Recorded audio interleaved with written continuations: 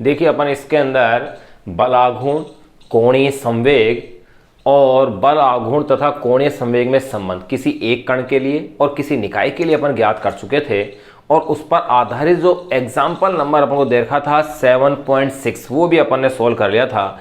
अब नेक्स्ट जो टॉपिक है अपने सिलेबस का वो है दृढ़ पिंडों का संतुलन, यानी इक्विलिब्रियम ऑफ रिजिड बॉडीज, दृढ़ पिंडों का संतुलन।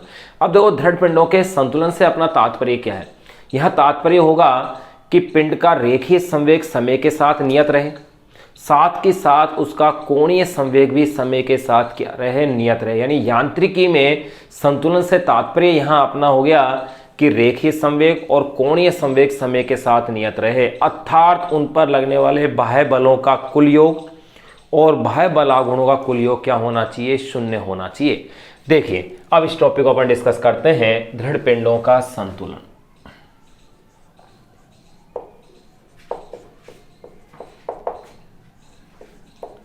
दृढ़ पिंडों का संतुलन यानी equilibrium of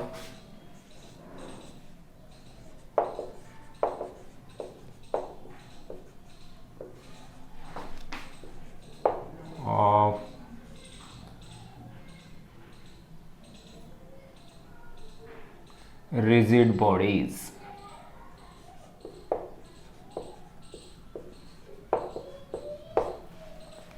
equilibrium of rigid bodies, ये टॉपिक अपन डिस्कस अब कर रहे हैं।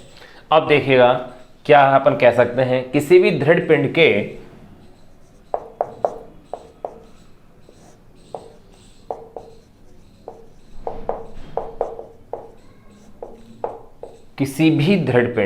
यांत्रिक संतुलन हेतु, किसी भी दृढ़ पिंड के यांत्रिक संतुलन हेतु, किसी भी दृढ़ पिंड के यांत्रिक संतुलन हेतु उसके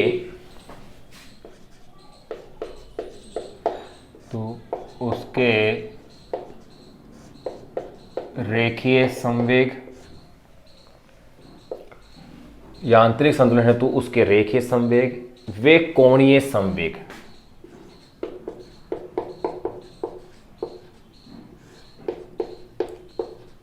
वे कोणीय संवेग दोनों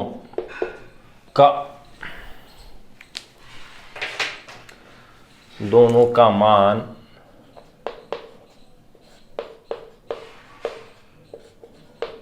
समय के साथ, किसी भी दृढ़ पिंड के यांत्रिक संतुलन हेतु उसके रेखीय संवेग वे कोणीय संवेग दोनों का मान समय के साथ नियत हो, का मान समय के साथ नियत हो। इसका मतलब इस स्थिति में क्या हुआ कि दृढ़ पिंड पर कुल लगने वाले बल हैं उनका योग शून्य हो, कुल बल आघूर्ण है उनका योग भी क्या हो, शून्य हो। तो आप कह सकते हैं इस स्थिति में अगर अपन इसकी बात करके देखें तो देखेगा यानी उसके रेखीय संवेग वे कोणीय संवेग दोनों का मान समय के साथ नियत हो। तो यानी इस स्थिति में नंबर फर्स्ट, पहले अपन कॉन्सेप्ट को क्या कह सकते हैं कि पिंड पर लगने वाला कुल बल कैसा होना चाहिए, शून्य होना चाहिए। नंबर फर्स्ट,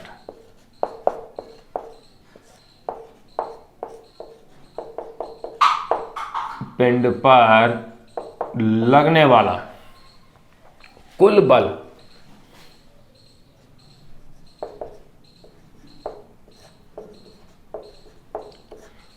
यही कह सकते हैं कुल बल आघूर्णों का सदिश योग क्या हो, शून्य हो। पिंड पर लगने वाला कुल बल शून्य हो, अथवा यूं कह सकते हैं कुल बलों का योग, यानी कि कुल बलों का सदिश योग क्या होना चाहिए, शून्य होना चाहिए। पिंड पर लगने वाला कुल बल क्या हो, शून्य हो। अर्थात इसका मीन्स आप इसे ले सकते हैं कुल बल से तात्पर्य क्या हुआ उनका, देखो बलों का सदिश योग 0 होना चाहिए। F1 vector plus F2 vector dash dash plus Fn vector is equal to 0, ऐसा कह सकते हैं।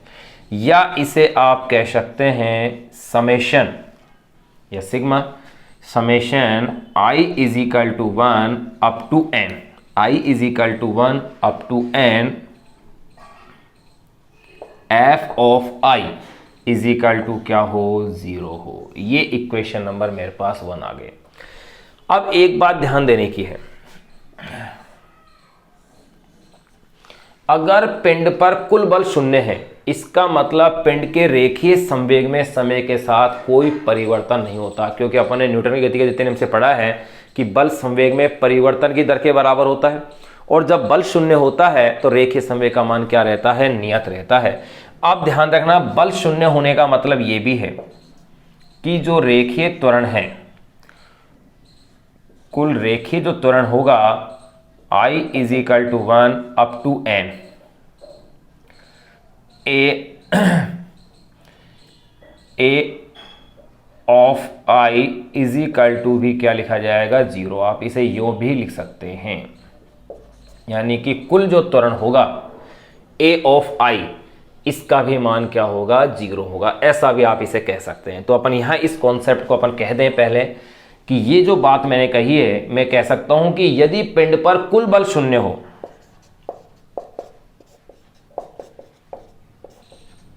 यदि पिंड पर कुल बल यदि पिंड पर कुल बल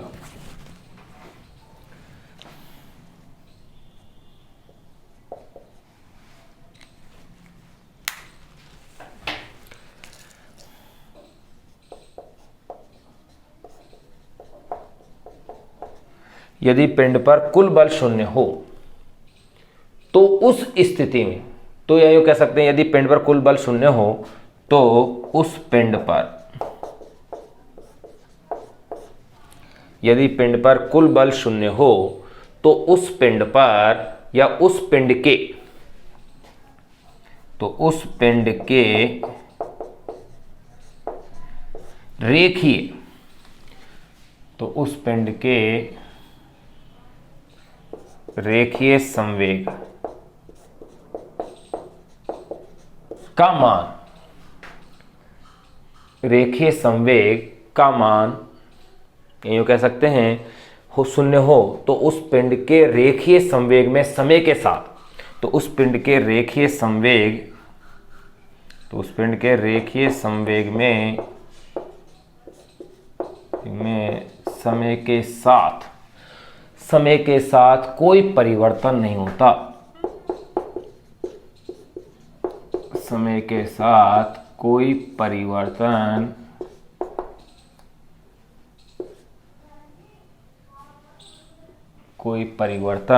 नहीं होता। ये लो, यदि पिंड पर कुल बल शून्य हो तो उस पिंड के रेखीय संवेग में समय के साथ कोई परिवर्तन नहीं होता। इसे ही पिंड के स्थानांतरण, पिंड के स्थानांतरीय संतुलन की शर्त कहते हैं। तो अपन कह सकते हैं यही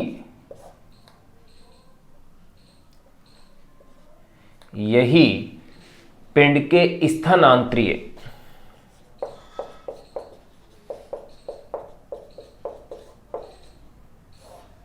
यही पिंड के स्थानांतरीय संतुलन की शर्त है। तो ध्यान रखना, यही पिंड के स्थानांतरीय संतुलन की क्या है, शर्त है कि उस पर लगने वाला कुल बल क्या हो, शून्य हो। तो देखो पहली कंडीशन अपने देख ली है। दूसरी, कोणीय संवेग का मान भी समय के साथ नहीं बदले, तो इसका मतलब बल आघूर्ण का मान क्या होना चाहिए, शून्य। यानी बल आघूर्ण अगर लग रहे हैं तो उनका सदिश योग क्या होना चाहिए, शून्य होना चाहिए। यानी कि नेक्स्ट पॉइंट अपन ये ले सकते हैं, इसका नंबर सेकेंड। फर्स्ट पॉइंट अपन ने ले लिया है,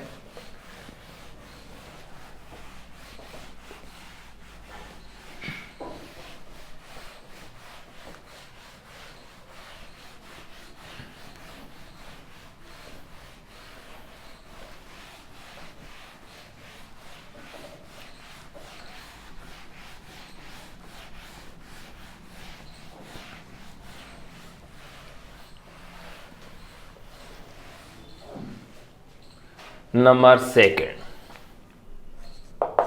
दूसरी स्थिति बात करें, कुल बल आघूर्णों का सदिश योग शून्य होगा। सेकंड शर्त, कुल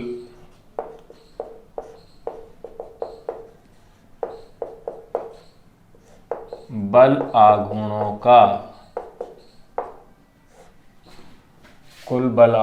का सदिश योग शून्य होगा। सेकंड कंडीशन ये है, कुल बल आघूर्णों का सदिश योग शून्य होगा, अर्थात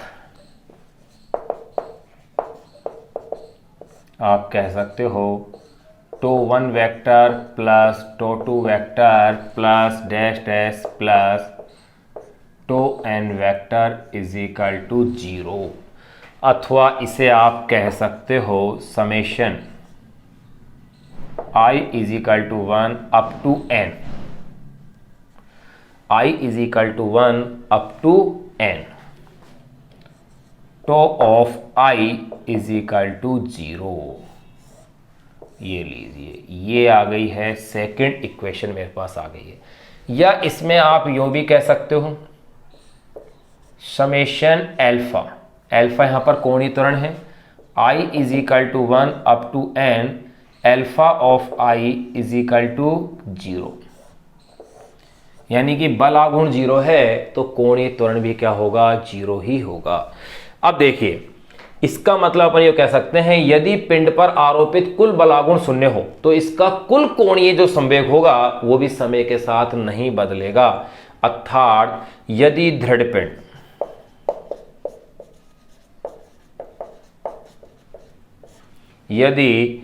पिंड पर आरोपित, यदि दृढ़ पिंड पर आरोपित कुल बल आघूर्ण शून्य हो, पर आरोपित कुल बल आघूर्ण शून्य हो, यदि दृढ़ पिंड पर आरोपित कुल बल आघूर्ण क्या हो, शून्य हो, तो इसका कुल कोणीय संवेग हो, तो इसका कुल कोणीय संवेग, तो इसका कुल कोणीय संवेग समय के साथ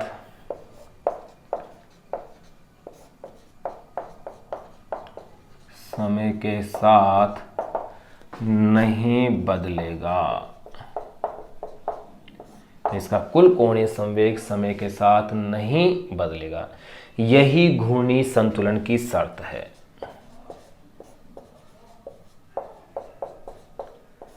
यही घूर्णी संतुलन की शर्त है। ये लो,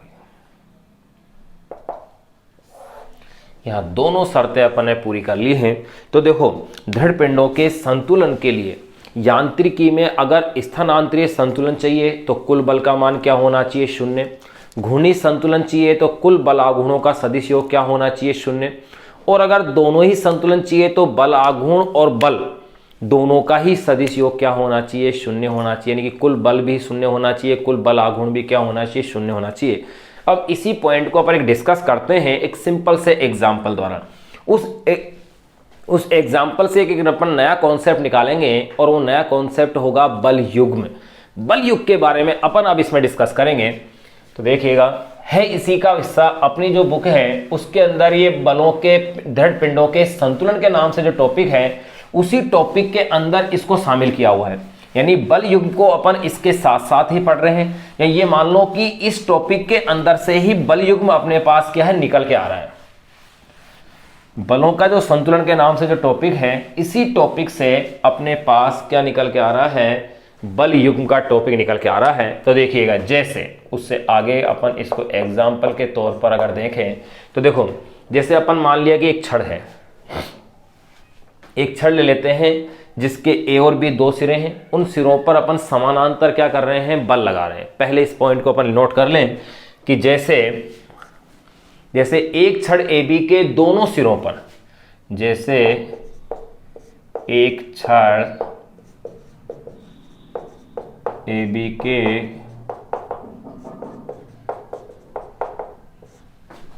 दोनों सिरों पर, जैसे एक छड़ ए बी के दोनों सिरों पर बराबर परिमाण वाले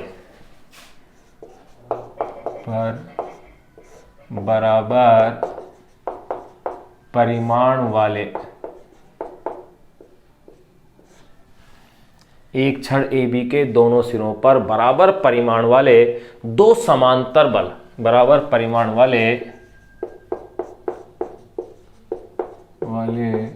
दो समांतर बल, एक छड़ ए बी के दोनों सिरों पर बराबर परिमाण वाले दो समांतर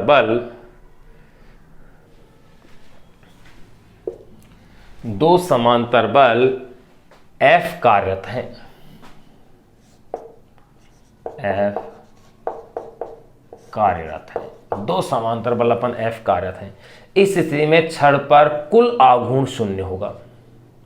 कैसे, देखो एक बार देख लें। ये मैंने कोई छड़ ले ली है भाई, इसका ये सिरा A है और ये सिरा इसका क्या है भाई, B है। यहाँ ये इसका मैं ले लेता हूँ, ये सेंटर है, ये आघूर्ण भुजा ये A है और ये भी A है। इस सिरे पर यहाँ इस तरह से जो सिरा A है इस पर ये बल F है, डायरेक्शन उसकी यूँ है। ये जो सिरा B है इस पर भी बल F है, लेकिन उसके लिए डायरेक्शन क्या है, यूँ है। अब आप गौर कीजिए, क्या कहा, एक छड़ ए बी के दोनों सिरों पर बराबर परिमाण वाले दो समांतर बल एक दूसरे के समानांतर हैं, F कार्यरत है। ये भी बल F है, ये भी बल F है, लेकिन ध्यान रखना डायरेक्शन का फर्क है इसमें। अब ये कार्यरत है, इस स्थिति में छड़ पर कुल आघूर्ण शून्य होगा। इस स्थिति में छड़ पर कुल आघूर्ण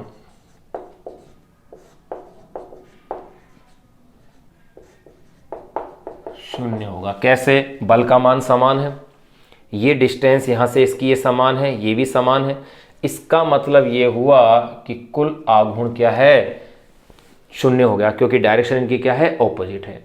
अब अपन ये कह दिया कि छड़ पर कुल आघूर्ण शून्य है, अतः निकाय घूर्णी संतुलन में होगा। अतः निकाय घूर्णी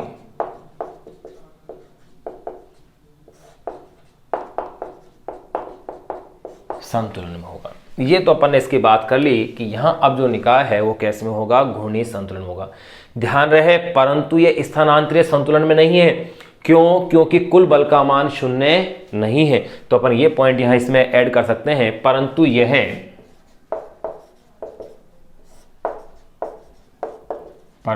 है स्थानांतरीय, या यूं कह सकते हैं रेखीय, परंतु यह स्थानांतरीय संतुलन में नहीं है।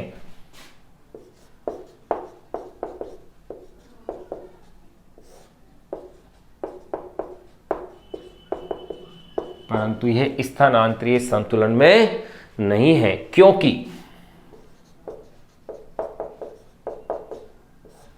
क्योंकि समेशन F यानी कि सिग्मा F जो है vector is not equal to 0, क्योंकि कुल बल का मान शून्य नहीं है।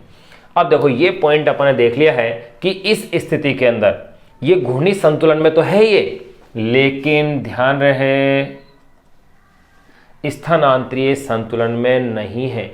अब अगर इसका उल्टा कर दें अपन, क्या कर दें कि अगर इसमें B सिरे पर लगाए गए बल की दिशा उलट दी जाए, यानी इस प्रकार कर दें अपन, देखो अगर इस तरह से, ये सिरा तो मेरे पास A है, ये सिरा क्या है मेरे पास B है, ये तो अपन को पता है, ये इसका सेंटर अपन ने C लिया हुआ है ये। अब देखो भाई A सिरे के ऊपर जो बल है, बल F, वो तो इसी डायरेक्शन में अपन ले रहे हैं, लेकिन B सिरे पर बल लगने वाले बल की दिशा को अपन क्या कर रहे हैं, उलट दें, यानी कि ये नीचे थी इस तरह से, ये अगर अपन चेंज कर दें तो अपन इसके अंदर क्या पाएंगे वो देखिएगा। अगर मान लिया मैंने ये यूं कर दिया, ये वाली स्थिति को अगर मैं ले देता हूँ इसके अंदर, तब अपन क्या पाते हैं, देखो ये ए है साइड और ये भी भुजा क्या है, ए है। तो मैं इस स्थिति में क्या देख रहा हूँ मैं कि ये स्थानांतरीय संतुलन की स्थिति में, क्योंकि बलों का मान तो क्या है, 0 है, केवल घूर्णन करेगा, यानी कि बल युग्म बन गया एक तरह से। ये क्या बन गया, बल युग्म बन गया इस तरह से। जैसे ये पेन है, इस पर एक बल तो यूँ लगे और दूसरा बल इस पर यूँ लगे, तो ये पेन क्या होगा, यूँ रोटेट होगा। तो अपन यूँ कह सकते हैं यदि बी सिरे पर, यहां से अपन कह रहे हैं यदि बी सिरे पर लगाए गए बल की दिशा उलट दी जाए, यदि बी सिरे पर लगाए गए बल की दिशा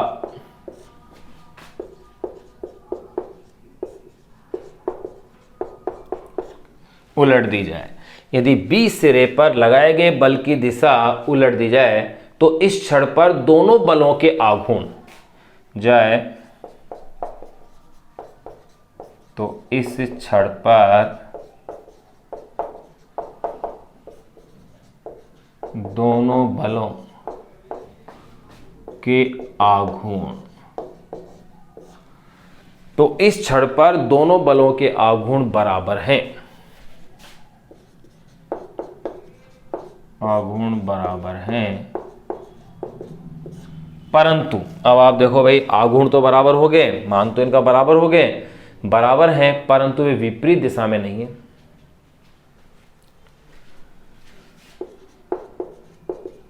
परंतु वे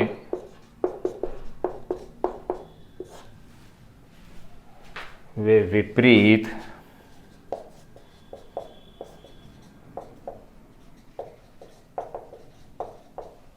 दिशा में नहीं है। अतः ये एक ही दिशा में होने के कारण, एक ही डायरेक्शन होने के कारण,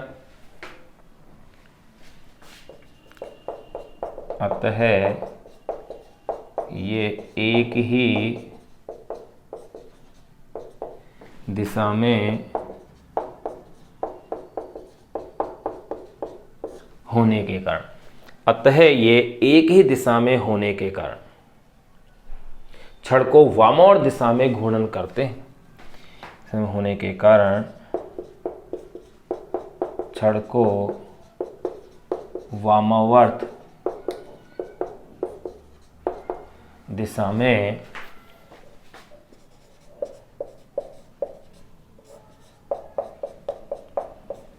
घूर्णन कराते हैं। ये स्थिति हो गई भाई, ये बल इसके ऊपर यूं लग रहा है, ये बल इसके ऊपर यूं लग रहा है, तो रिजल्टेंट ये क्या होगा, यूं घूमेगा। इसको क्या करते हैं, वामावर्त दिशा में घूर्णन कराते हैं। तो यूं कह सकते हैं छड़ पर कुल बल तो क्या है, 0 है। घूर्णन कराते हैं, छड़ पर कुल बल 0 है, यानी कि बलों का क्या बन रहा है, एक तरह से इसमें जोड़ा युग्म बन रहा है, 0 है। अतः छड़ स्थानांतरित संतुलन में है। कुल बल 0 है, अतः छड़ स्थानांतरीय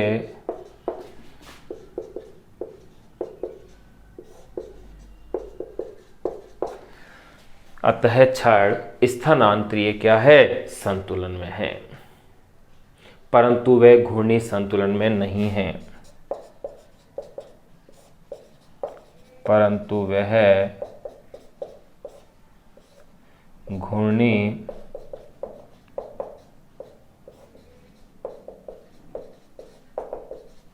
संतुलन में नहीं है।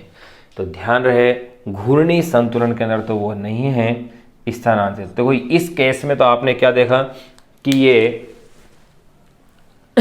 घूर्णी संतुलन में है, स्थानांतरित संतुलन में नहीं है। इसमें अपन क्या देख रहे हैं, ये स्थानांतरित संतुलन में है, घूर्णी संतुलन में नहीं है। इसका मतलब एक बात तो स्पष्ट हो गई कि दो समान परिमाण के और विपरीत दिशा में कार्यरत अगर बल एक ही क्रिया रेखा एक ने हो तो ये क्या कहलाते हैं, बल युग्म। और इसकी वजह से यहाँ क्या हो रहा है, घूर्णन हो रहा है। एक बार आप इसे नोट करें ऐसे कैसे, इसका स्क्रीनशॉट ले लें। फिर अपन इसी के साथ अपन डिस्कस करेंगे बल युग्म के बारे में कि बल युग्म होता क्या है, क्या इससे मेरे पास एक रिजल्ट बना है इस एक एग्जाम्पल को समझने से, उसको देखेंगे अपन। वहाँ अपन नोट करेंगे कि बल युग्म क्या है और बल युग्म से किस प्रकार से अपन, जैसे ढक्कन खोलते हैं अपन किसी डब्बे का, तो उसमें आपने क्या देखते हैं, बल युग्म लगता है, जिसकी वजह से ढक्कन क्या होता है, घूमता है। ये नहीं कि ढक्कन निकल करके बाहर और कहीं जा रहा है, ऐसा तो संभव है नहीं। तो यह एग्जाम्पल्स अपन इसमें एक्सप्लेन करेंगे। तो यहां इस एक्सपेरिमेंट कह दो आप इसे, एक सिंपल व्यवहारिक बात कह दो, इसके आधार पर जो रिजल्ट आ रहा है अपने पास कि घूर्णी संतुलन और स्थानांतरीय संतुलन दोनों कॉन्सेप्ट जो अपने पास क्लियर हो रहे हैं। अब इसको अपन अब थोड़ा सा बल युग्म के रूप में अपन जान लेंगे।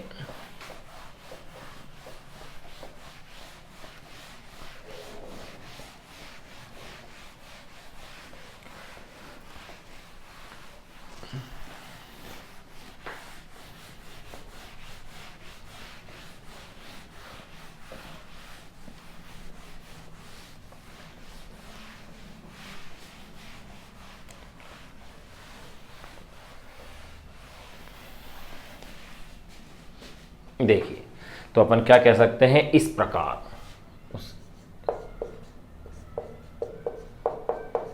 जो चीज अपन ने पढ़ी है उससे क्या निष्कर्ष आ रहा है। देखो, इस प्रकार दो समान परिमाण के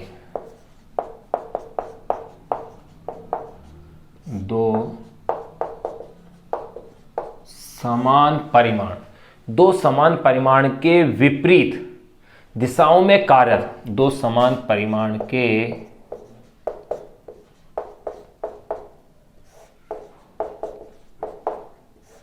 विपरीत दिशाओं में कार्यरत, दो समान परिमाण के विपरीत दिशाओं में कार्यरत बलों का युग्म, कार्यरत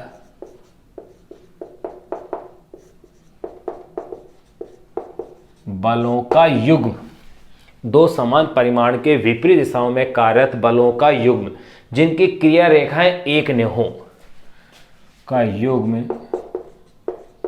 जिनकी क्रिया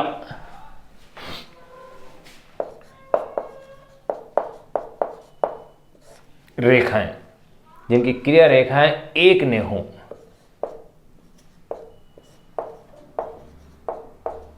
न हो, बल युग्म कहलाता है।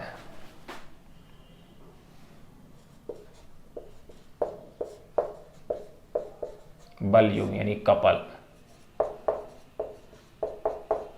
बल युग्म कहलाता है। दो समान परिमाण के विपरीत दिशाओं में कार्यरत बलों का युग्म जिनकी क्रिया रेखाएं एक न हो, बल युग्म कहलाता है। एवं बल युग्म का जो प्रभाव है वही क्या है, बलाघूर्ण होता है। तो लिख देते हैं, एवं बल युग्म का प्रभाव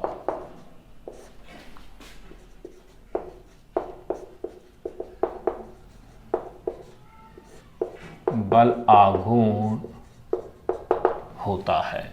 दो समान परिमाण के विपरीत दिशाओं में कार्यरत बलों का युग्म जिनकी क्रिया रेखाएं एक न हो, बल युग्म कहलाता है। एवं बल युग्म का प्रभाव क्या कहलाता है, बल आघूर्ण होता है। अब इसी में आगे देखो भाई, यहां ये पॉइंट तो अपन ने जान लिया कि बल युग्म होता क्या है। बल युग्म के कारण पिंड पर कार्यरत परिणामी,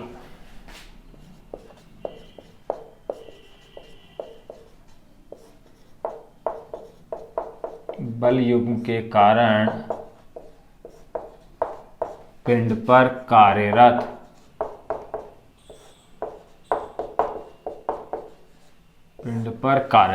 बल युग्म के कारण पिंड पर कार्यरत परिणामी बाह्य बल शून्य होता है। परिणामी बाह्य बल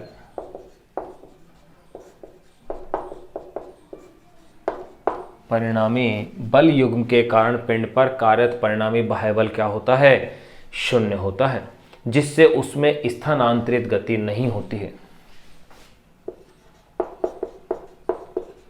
जिससे उसमें जिससे उसमें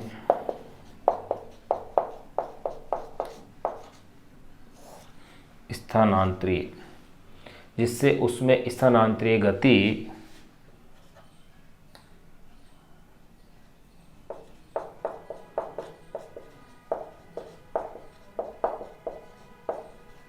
नहीं होती है। इसका मतलब बल युग्म से स्थानांतरण गति नहीं होती है, क्या होती है? घूर्णन गति होती है। और यही तो इसका अपना रिजल्ट है। तो अपन यूँ कह सकते हैं कि बल युग्म के कारण पिंड पर कार्यरत बल आघूर्ण पिंड पर कार्य करता है, जिससे उसमें घूर्णी गति उत्पन्न होती है।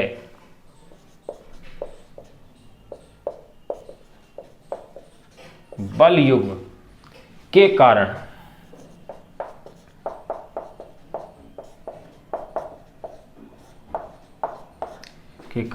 पिंड पर कार्यरत बल युग्म के कारण पिंड पर कार्यरत बल आघूर्ण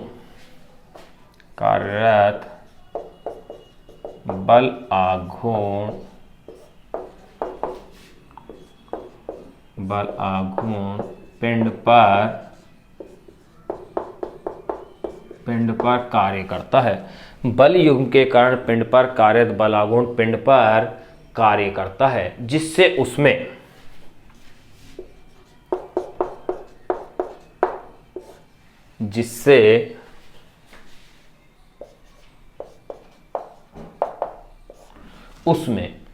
घूर्णी गति उत्पन्न होती है।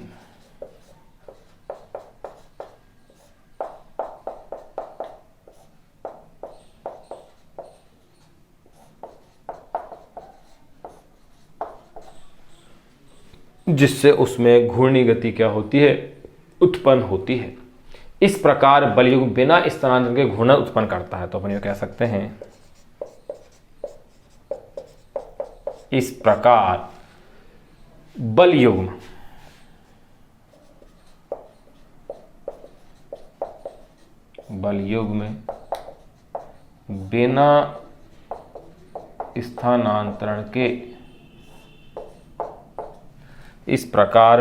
बिना स्थानांतरण के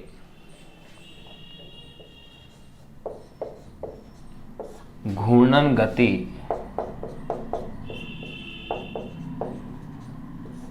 उत्पन्न करता है। इस प्रकार बल युग्म बिना स्थानांतरण के घूर्णन गति उत्पन्न करता है। जैसे अब अपन इसका एग्जाम्पल देख लें।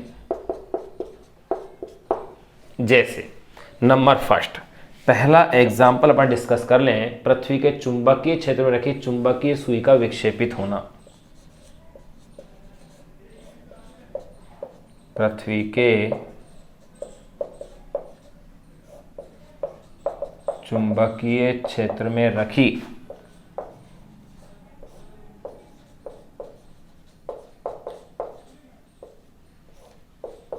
चुंबकीय सुई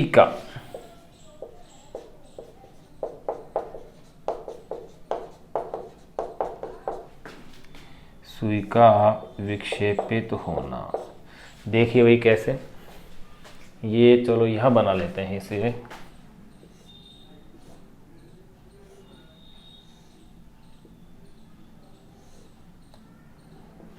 यह चुंबकीय सुई है। अब आप देखें कि ये इसका साउथ और ये इसका नॉर्थ है। तो ये क्या होती है? इधर से इधर ये मूव कर रही है बिना इसके स्थानांतरित हुए, इस तरह से। दूसरा एग्जाम्पल और अपन ले सकते हैं, अंगुलियों द्वारा बोतल का ढक्कन खोलना। उसमें बोतल ढक्कन में कहीं स्थानांतरण गति नहीं है, केवल क्या हो रही है? घूर्णन गति। क्या एक उंगली से खोला जा सकता है? उसे नहीं। अपन ढक्कन को खोलने के लिए क्या करते हैं? इस तरह से, यानी कि बल युग्म लगाया जाता है। बल युग्म की वजह से घूमती है वो, यानी कि ढक्कन उसका घूम जाता है, जबकि उसकी स्थानांतरण गति नहीं है। तो नंबर सेकंड अपन इसमें जो एग्जाम्पल लिख सकते हैं वो एग्जाम्पल है अंगुलियों द्वारा बोतल का ढक्कन खोलना।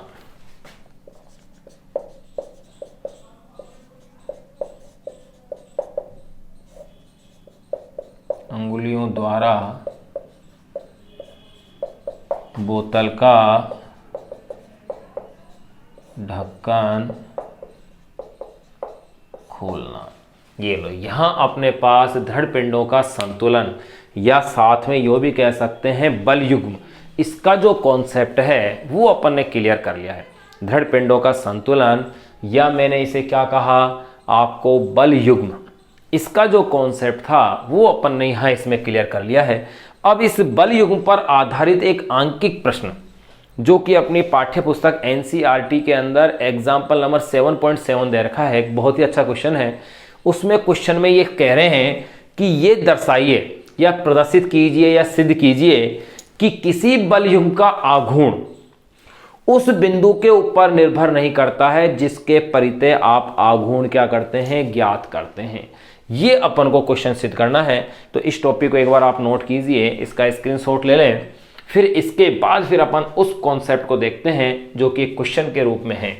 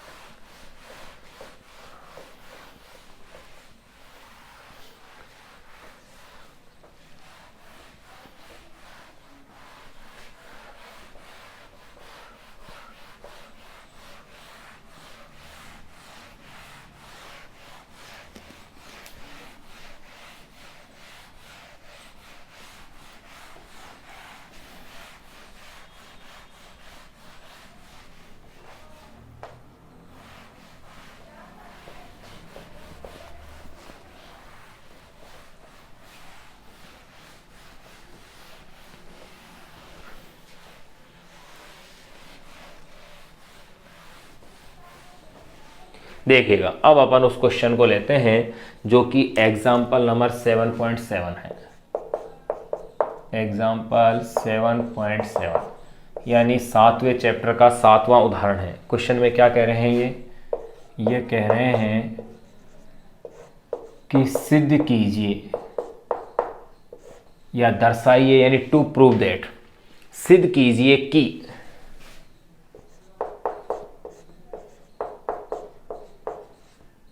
सिद्ध कीजिए कि किसी बल युग्म का आघूर्ण, किसी बल युग्म का आघूर्ण, सिद्ध कीजिए कि किसी बल युग्म का आघूर्ण उस बिंदु के ऊपर निर्भर नहीं करता, का आघूर्ण उस बिंदु के ऊपर निर्भर नहीं करता। सिद्ध कीजिए कि किसी बल युग्म का आघूर्ण उस बिंदु के ऊपर निर्भर नहीं करता जिसके परितः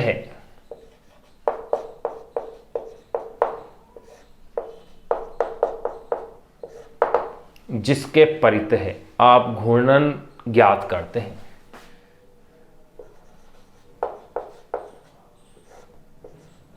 इसके परितः है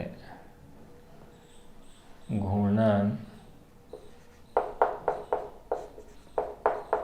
ज्ञात करते हैं। देखिए भाई, ये पॉइंट अपन को सिद्ध करना है कि किसी बल युग्म का आघूर्ण उस बिंदु के ऊपर निर्भर नहीं करता जिसके परितः अपन क्या करते हैं भाई, घूर्णन ज्ञात करते हैं। ये अपन को सोल्व करना है, या इसको यूँ कह सकते हैं अपन को प्रूफ करना है। इस पॉइंट को क्या करना है, आपको सिद्ध करना है। देखिएगा भाई, एक मैं दृढ़पिंड ले लेता हूं। ये मैंने कोई दृढ़पिंड के दो बिंदु हैं, ये बिंदु हो गया है A और ये बिंदु है मेरे पास B। ये दो बिंदु है। ये कोई जो अन्य जो जिस बिंदु क्या करें, उस बिंदु पर निर्भर नहीं करता है जिसके परितः। मान लिया कि इस बिंदु O के परितः अपन ले रहे हैं, तो देखिएगा इसका जो स्थिति सदिश है बिंदु के लिए, ये तो आ गया है स्मॉल r वेक्टर, और इसका स्थिति सदिश में ले लेता हूँ, ये है स्मॉल r1। ये तो है r1 वेक्टर, ये है r2 वेक्टर, ये है O। देखिएगा भाई, अब पहले थोड़ा सा इसके बारे में अपन लिख लें, फिर इसके बाद देखेंगे। मैं क्या कह सकता हूँ, चित्रानुसार किसी दृढ़ पिंड पर बल युग्म आरोपित है, ये मान लेते हैं। देखो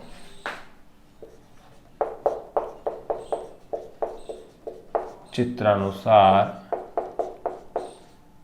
किसी दृढ़ पिंड पर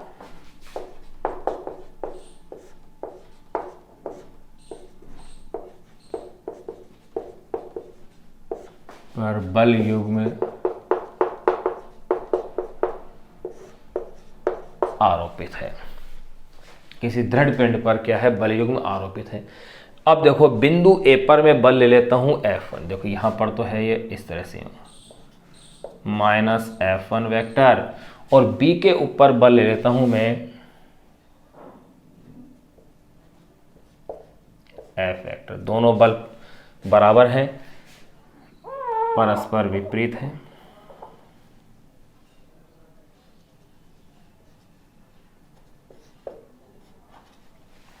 माइनस F वेक्टर और ये है भाई प्लस F वेक्टर। ये इस तरह से है। तो देखो मैंने क्या कहा, चित्रानुसार किसी दृढ़ पिंड पर बल युग्म क्या है, आरोपित है। बिंदु ए पर बल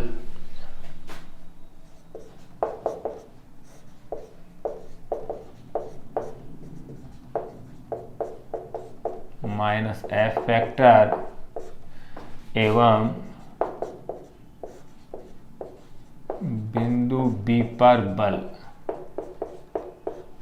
प्लस F वेक्टर आरोपित है। F वेक्टर क्या है, आरोपित है। ये लो, ये भी मैंने लिख दिया है। फिर अपन इनके स्थिति सदिश के बारे में और अपन इसमें नोट कर दें। इसको थोड़ा सा यूं ले अपन,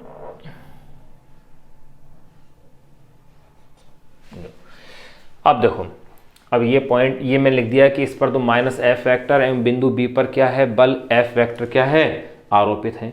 मूल बिंदु O के सापेक्ष इनके स्थिति सदिश देखते हैं। मूल बिंदु O के सापेक्ष, मूल बिंदु O के सापेक्ष A व B बल युग्म आघूर्ण अपन को ज्ञात करना है। ए और बी के इसी सदिश कितने हैं, R1 वेक्टर और क्या है, R2 वेक्टर है। मूल बिंदु O के सापेक्ष बल युग्म आघूर्ण के सापेक्ष बल युग्म आघूर्ण ज्ञात करना है। मूल बिंदु O के सापेक्ष बल युग्म आघूर्ण अपन को क्या करना है, ज्ञात करना है, जिसके लिए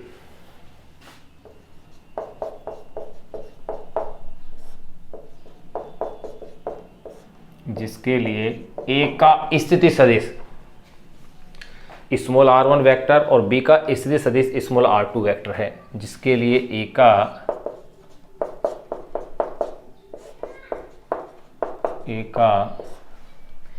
स्थिति सदिश स्मॉल r1 वेक्टर व B का स्थिति सदिश स्मॉल r2 वेक्टर है। A का स्थिति सदिश स्मॉल r1 वेक्टर और B का स्थिति सदिश क्या है, स्मॉल r2 वेक्टर है। गौर करें, A का स्थिति सदिश ये है, और अगर मैं बात करूं भाई A से B ये है, तो ये इन दोनों का ये इधर ये परिणामी R2 हो गया। तो ध्यान करो, एक त्रिभुज बन गया। ये त्रिभुज के नियम के अनुसार अगर किसी त्रिभुज की दो भुजाएं दो सदिशों द्वारा व्यक्त की जाए तो तीसरी भुजा विपरीत क्रम में इन दोनों सदिशों के संयोजन को क्या करती है, व्यक्त करती है। तो यहाँ पर भी ये आपके पास कॉन्सेप्ट आ गया है कि small r1 vector plus AB vector is equal to क्या है, स्मॉल r2 वेक्टर आ रहा है। ठीक है ना। अब देखो भाई, यहाँ अब अपन आगे क्या देखेंगे, ये आप जानते हो कि बल युग्म का आघूर्ण, चूंकि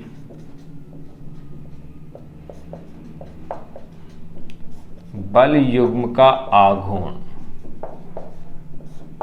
इसका क्या फॉर्मूला होता है, युग्म बनाने वाले बलों के आघूर्णों का योग। क्या बताया मैंने, युग्म बनाने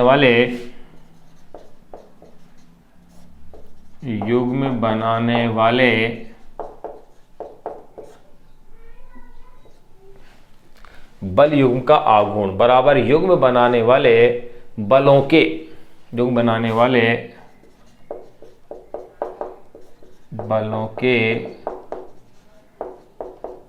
बलों के आघूर्णों का योग। बल युग्म का आघूर्ण का मतलब है युग्म बनाने वाले बलों के आघूर्णों का योग, या इसे आप यूं भी कह सकते हैं इजिकल टू क्या है, बिंदु ए पर उपस्थित बल का आघूर्ण। बिंदु ए के लिए कह दें तो देखो, बिंदु ए पर उपस्थित बल का आघूर्ण प्लस बिंदु बी पर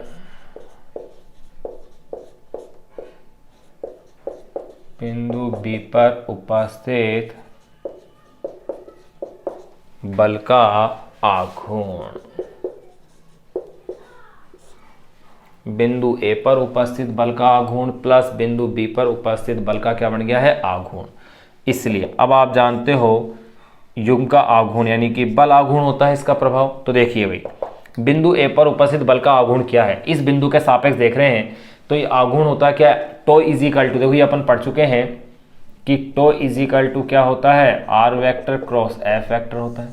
तो देखो बिंदु ए पर उपस्थित बल का आघूर्ण यानी कि इसकी स्थिति सदिश कितना है, स्मॉल r1 वेक्टर इनटू इसका बल कितना है, माइनस एफ वेक्टर, यही तो लेंगे।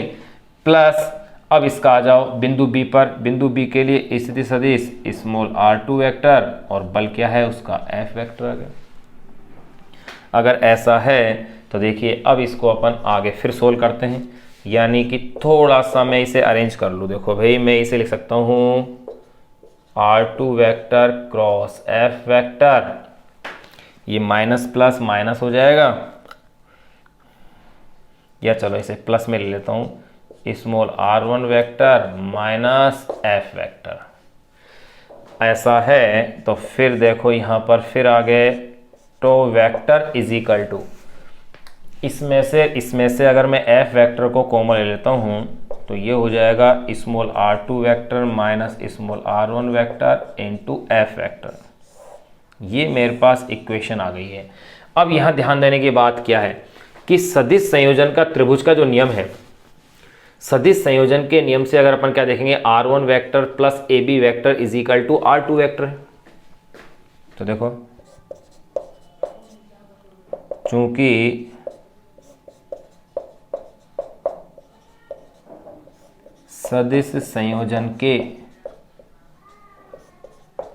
त्रिभुज के नियम से क्या होगा, r1 vector plus ab vector is equal to r2 vector, या r2 vector minus r1 vector is equal to ab vector. यही तो स्टेप आ रही है। तो देखो मैं इससे आगे का एक बार आप इससे, चलो मैं यहाँ इससे आगे का यहाँ कर देता हूँ सॉल्व, इससे आगे के स्टेप्स को। इसलिए tau vector is equal to r2 vector minus r1 vector का मतलब क्या है, ab वेक्टर हो गया इनटू f वेक्टर। ये लो, ये अगर कॉन्सेप्ट मैंने प्रूफ कर दिया है, इसका मतलब आप क्या देख रहे हैं कि इस बिंदु O के परितः जो अपन घूर्णन ज्ञात कर रहे हैं वो घूर्णन R1 और R2 पर डिपेंड ना करके किस पर डिपेंड कर रहा है, AB आ गया है। यानी ये कह सकते हैं अतः स्पष्ट है कि क्या स्पष्ट हो रहा है कि यह मान मूल बिंदु की स्थिति पर निर्भर नहीं है। तो देखो अतः स्पष्ट है कि यह मान मूल बिंदु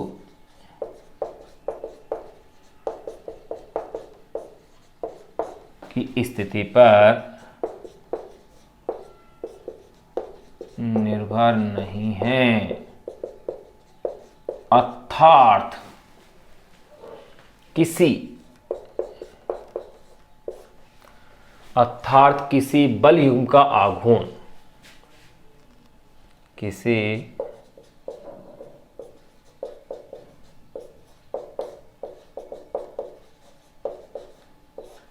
अर्थात किसी बल युग्म का आघूर्ण उस बिंदु के ऊपर निर्भर नहीं करता,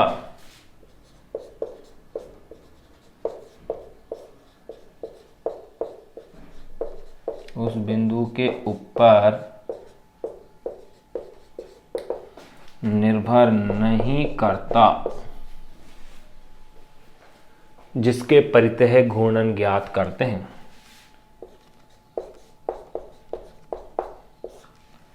जिसके सापेक्ष या जिसके परितः, जिसके परितः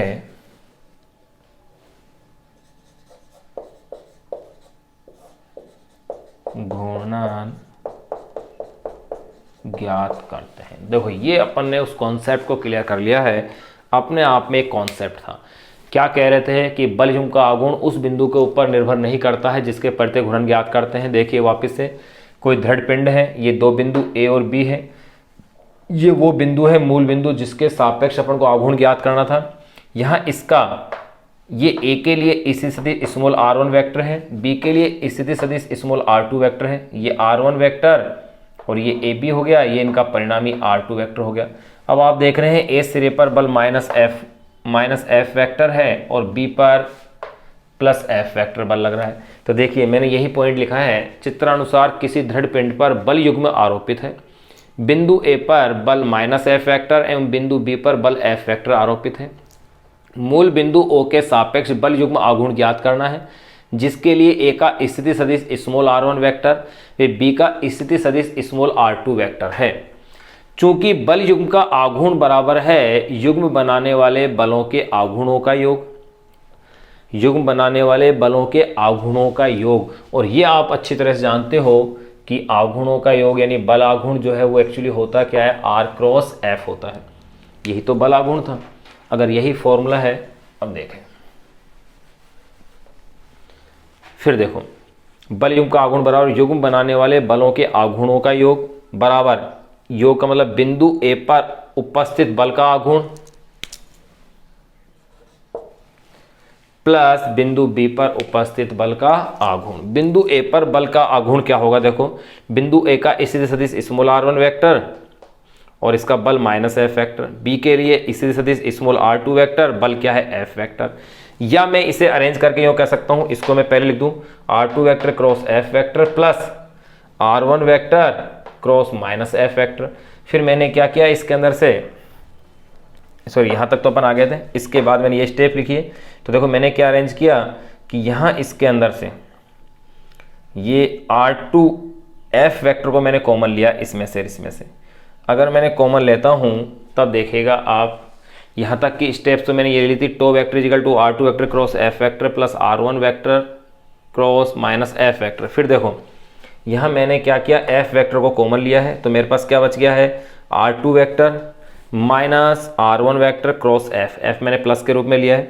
सदिश संयोजन का त्रिभुज का नियम कहता है कि किसी भी त्रिभुज की दो भुजाओं का योग, अगर किसी त्रिभुज की दो भुजाएं दो सदिशों द्वारा व्यक्त की जाए तो तीसरी भुजा विपरीत क्रम में इन सदिशों के संयोजन को क्या करती है, व्यक्त करती है। वही अपन यहाँ देख रहे हैं कि एक सदिश ये है, दूसरा सदिश ये है, यानी r1 vector plus ab vector is equal to किसके इक्वल होगा, r2 वेक्टर। ये एरो का निशान का ध्यान रखना विशेष।